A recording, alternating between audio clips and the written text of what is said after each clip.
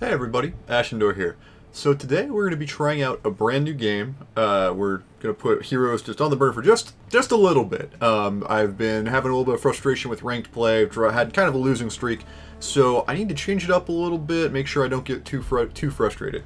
And so I went ahead and I picked up Mass Effect Andromeda. Now, I have not touched a single-player campaign, have no opinion on it whatsoever. If you've been following Mass Effect news at all, you know there's probably like a lot of opinions out there about whether it's actually good or not. Blah, blah, blah, blah, blah. Not our problem today. Today, we're going to be talking about the multiplayer, which if you played Mass Effect 3, it's very similar. So I'll go ahead and dump us in here. Basically, the way the multiplayer here works is you are in a 4-player squad that is cooperative, and you are basically trying to survive multiple waves of AI enemies. So there's no playing against other humans, it's all cooperative kind of swarm mode. What you'll do is you'll choose from amongst a whole bunch of different character classes, so I'll go into character selection. And what each class differs in, primarily, is their choice of 3 active skills, and then a couple of passive benefits, and then their like health and shield. So for example, the soldier I've got here has, turbocharged concussive shot frag grenade. If I wanted to play an infiltrator, it would change up the skills available to me. And so by selecting your class, that sort of sets your basic skill set. Then you can go in and you can customize each of these classes by leveling up their abilities as you gain experience points. You can also choose which weapons you want to bring into a fight. You unlock new character classes and new weapons and other types of equipment through loot boxes, which you in turn get from money. So basically it's an endless kind of grindy sort of cycle where you open up more and more options the more you play. So, for example, right now what we're going to be playing today is the Human Vanguard, who is a charging up close and personal combatant. So the only weapon I'm going to be taking into combat is my M23 katana, which is a modified shotgun. Every character has a melee ability, which we will also be hopefully putting to good use. I could, if I wanted, choose to take another weapon. I've got my choice of assault rifles, sniper rifles, shotguns, and pistols. And depending on what I want to grab, it will alter the overall weight of my loadout. And that's important because the more weight you're carrying, which generally refers to heavier and consequently more powerful weapons, it will reduce the cooldown time. It will reduce the recharge time of your abilities. So the heavier you are, the slower you are to be able to use your abilities.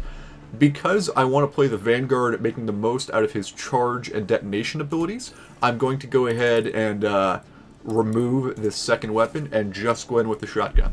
The trade-off is that if I run out of ammo, right, I'm going to be in a bad place because I don't have a secondary weapon to fall back on, but that's going to be okay for now. You can also choose to go into battle with these boosters, which are one match's like sort of temporary boosts that you can assign from basically an account inventory. Because I haven't really racked up a whole lot of inventory yet, I'm not really bothering with the boosters. Plus, we're only going to be playing on bronze mode because I'm still kind of a noob, and you really don't need the boosters in that situation. When we get to where we're playing in silver and bronze tiers, we probably will be bringing these in every time. Finally, you've got a set of supplies, which are again, drawn from an account pool, but you can choose whether or not to use them within the matches. So for example, I currently own 2 Cobra RPGs total. I'm going to go in with both of them. If I don't use them, they'll just stick around for the next match. And so those give us temporary boosts during the fight that we can use in tricky situations. So I've got my Vanguard selected. I've customized him a little bit. We're going to go ahead and go into quick match, and then we're going to find a team. So what'll happen is you'll get matched with your 3 other teammates. I haven't figured out the matchmaking a whole lot yet. This Apex rating, which is sort of like your skill level or your experience level, I should say, as you can see, varies widely, where we got a couple of people at 4,500 and then me down at 453. Level 15, level 3 on the individual characters. So there's a variety of like, sometimes you get matched with people that are really experienced and have unlocked a lot that are just playing bronze for the hell of it. And that's actually good. It means this match is going to be pretty easy for us. This is Valve. She's being a problem. So here's one of the downsides of the game. If people don't click ready, as you're probably familiar with if you've played any multiplayer match where people have to actually click to ready, you can end up just sort of lurking here for a very long period of time, somewhat boringly. But that's going to be alright. Let's take a look at what the rest of our team has as far as a loadout. So I'm playing a Vanguard. I've got just a shotgun. We've got a human soldier using a assault rifle, sniper rifle, and soldier abilities. Krogan Vanguard I have not seen before, but that looks like a shotgun. See, it is this thing where if you click too often, you... Whoa! No, thank you. So that's also a thing that can happen, where people will leave randomly, and then weird stuff happens. Not a fan. So we're actually going to dip out, and then go back in. And then we will go ahead and queue, and it looks like we're going to be joining a match already in progress, which can be good or bad. So, now that we're actually jumping into the game, we can talk a little bit about how gameplay works. So, like the previous entries in the series, Mass Effect Andromeda is basically a third-person over-the-shoulder shooter.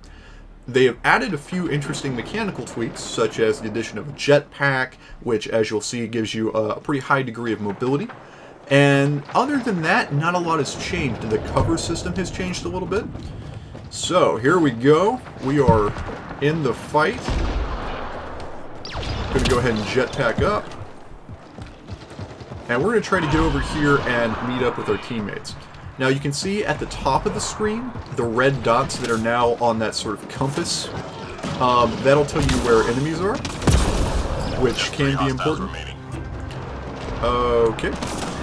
That guy just died. Everybody's dying. Awesome. Yeah, so when you've completed most of a wave and there's only 3 enemies left, it will highlight them so you can hunt them down effectively, which is pretty convenient. So we jumped in during the middle of the first wave. We're now on wave 2. And when it says survival, what that means is that the objective for this wave is just to kill everything. Our team just has to hold on until the rest of the enemies are dead. Other rounds may have secondary objectives like hacking or defusing a bomb, something like that. Whoa, what just happened? There we are. So, that was my charge ability that I use, which allows me to close very rapidly with an enemy. There are some mechanical issues that I still haven't really gotten a feel for. Like, I think what happened was the enemy was moving over the barricade when I charged, and then that sort of like caused the charge to not work properly. There's that. Alright, I'm just gonna punch this guy. Now, Nova! Haha! Die already! Holy crap!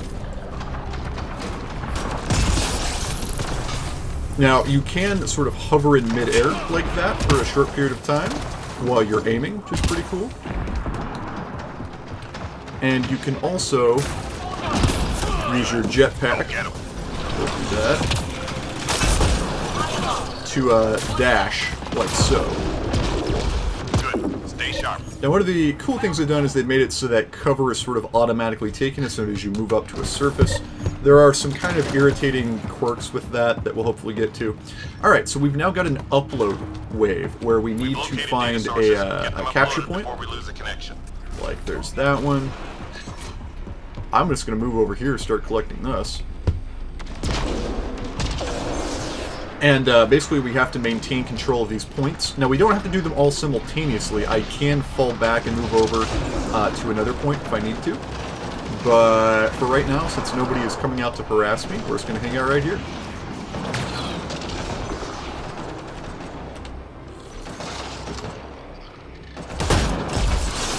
Kill that thing. Fragment uploaded. Looks like B is about to be ready. That is an ability called Shockwave, which basically just does some cool stuff. Shoot that guy. Teammate injured. Data received. That's a wrap. Okay, so now we've got a guy down, but you can resurrect your friends if you're able to get to them in time. Basically, there's a counter where if you are able to get to them before the counter, basically before they bleed out, you can resurrect them. But while you're doing that, you're very fragile. Basically, you can't take any action to defend yourself or attack while you're rezzing somebody. You can also use one of the one-shot items to just res yourself if it looks like none of your allies are going to be able to get to you, which can be useful. Now, I think this is another game where the some of my other teammates are a lot stronger than I am, which means that they are being pretty effective at just killing stuff like that. Holy crap. And we'll just do that.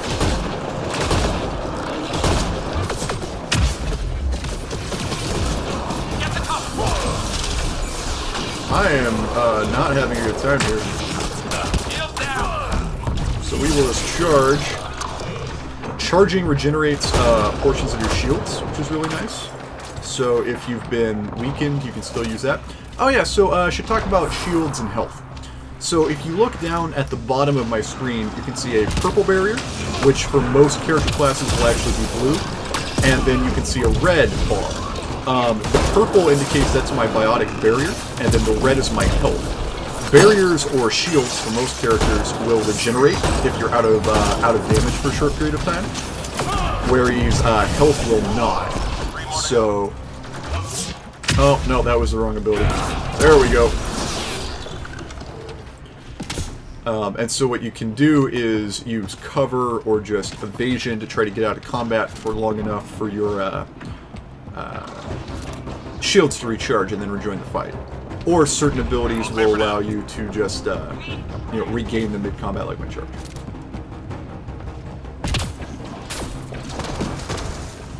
Hostiles en route.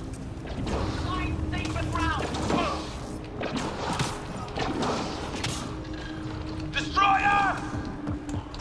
Okay, so as the waves go on, more enemies and tougher types of enemies will start reappearing, which can be a bit dicey, I would say.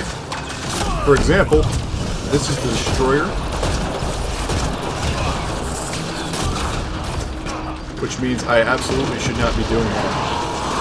What you do with the destroyer is you have to destroy these turrets that are on its sides, like so, and then the main body becomes vulnerable. No, thank you. Squad member down.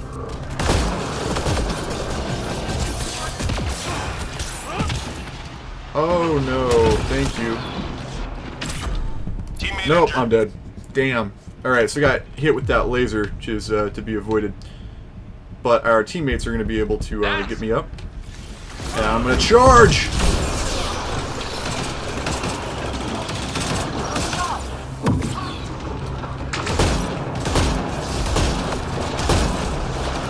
Kill that thing. Punch it in the face. Just 3 hostiles remaining. Shoot that.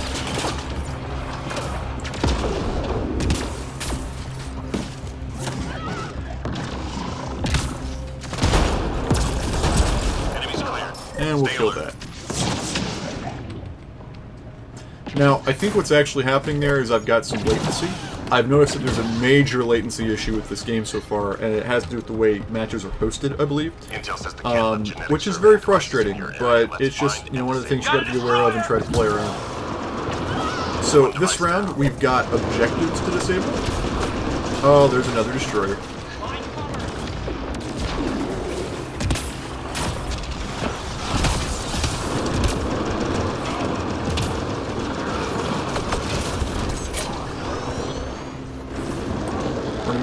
Oh god, no. One device down.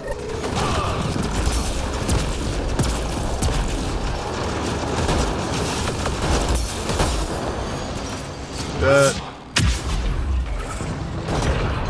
I don't like where that's going. Incoming fire!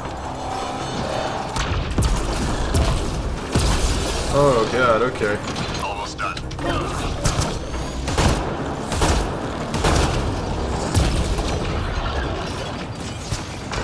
That.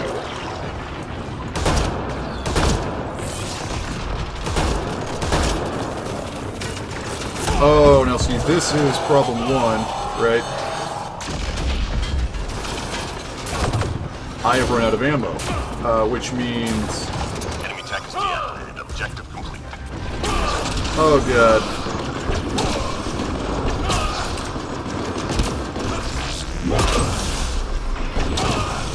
And then drop Nova. I need to find an ammo pack. Can anyone find me an ammo pack? I'm just gonna punch this thing to death. Teammate injured.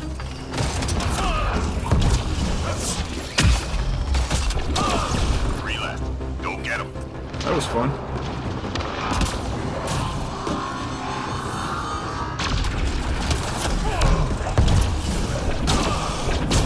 There we go. That is the advantage of being the Vanguards, that when I run out of ammo, I can just punch people to death pretty effectively. Alright, now, these things are ammo crates that are strewn around the map. They will replenish both your normal gun ammo, and also if you have any ammo-based abilities like grenades or something, you can run to those to replenish. Now, this is the final wave, and it's an evacuation round, which basically means we have an evacuation shuttle coming, and we have to,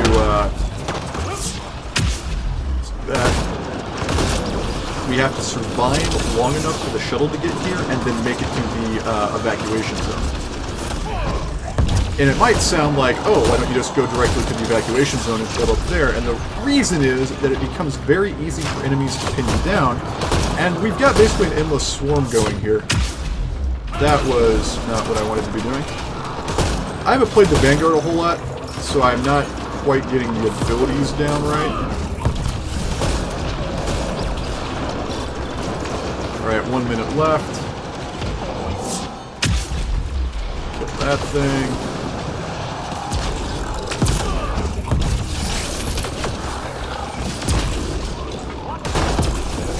Get that.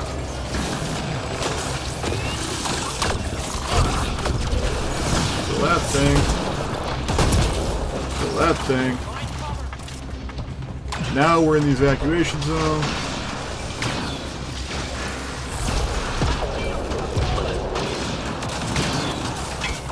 Oh god, okay.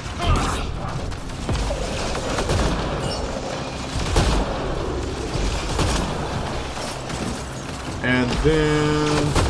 Die! Die, you... Alright. So, already seeing some of the flaws in my build, right? That I have 0 long-range ability.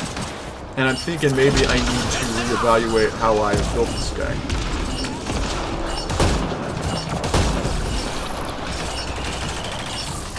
Extraction imminent. All targets down. There we go. We got a full extraction, which means that everybody was at the extraction point and nobody died. So, that's good. Alright, so that was bronze level play. As you go up into the higher tiers, silver and gold, things get much crazier, much more difficult enemies. I think there's additional waves, like if I recall correctly, as you move in tiers, you'll go up to like 10 waves, assuming that this is, in that sense, equivalent to Mass Effect 3's. So, that's what I've been playing most recently. I'm gonna go ahead and let's see, we did okay, we leveled up, that's cool. Yeah, we were by far the weakest player, but that's okay. So we are going to quit mission here, go back out to the lobby, and I think I'm gonna call it for there. But that is Mass Effect Andromeda. I've been having a lot of fun with it. It is a very like low stress sort of multiplayer experience because you're not playing with against other humans, and nobody can really talk to one another, so there's not like a lot of social pressure. And of course I'm playing on bronze, so it's kind of like, whatever. So this is going to be my relaxation game for the next little while. I know that you may have heard some bad things about Andromeda single player. I obviously have no opinion on it, but if you are interested in a co-op multiplayer shooter, I think the multiplayer is really strong. So if you're thinking about getting it anyway, I would recommend diving into multiplayer and giving it a shot. Especially if you liked Mass Effect 3's multiplayer. So, until next time, thank you everybody for watching, and hopefully this was an entertaining break in our Heroes Ranked Madness. See you around.